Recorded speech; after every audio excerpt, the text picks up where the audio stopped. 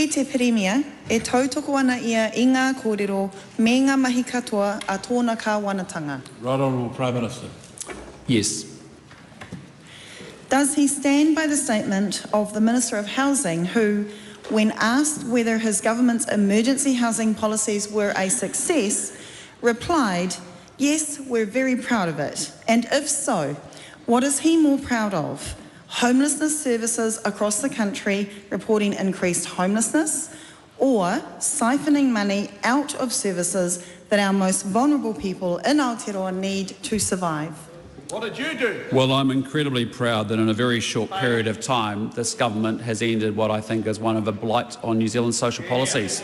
The fact that we have taken 2,000 children out of squalid motel rooms and we have put them into proper dry homes. The fact that we have taken 5,000 people off the social state housing wait list who are desperate to get a home. That is fantastic. And so we should be very proud about that, and I think the House would want to join with me on that.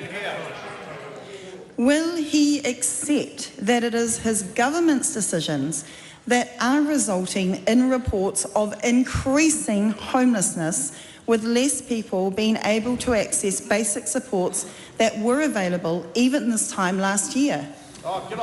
No, government support is still available to people who need housing assistance and will continue to be so. But what I'm incredibly proud about is emergency motel, emergency housing.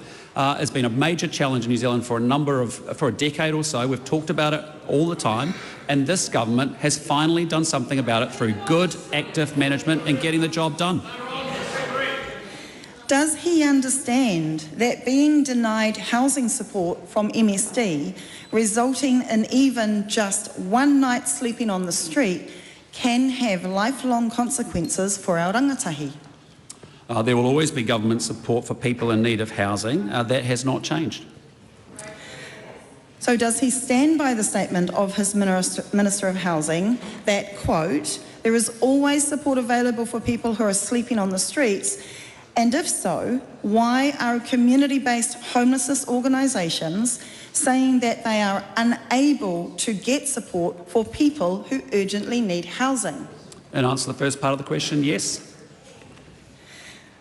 Will he commit to properly resourcing community-based providers who are already supporting those doing it tough, or will our rangatahi continue to be abandoned to sleep on our streets?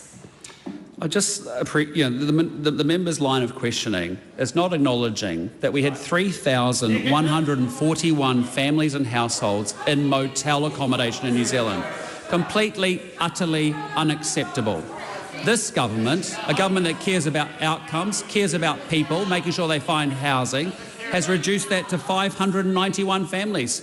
We now have 2,000 kids out of motels in proper houses, whether that is state housing, social housing, transition housing, or the private rental market. That is a great outcome, and we are very, very proud of it.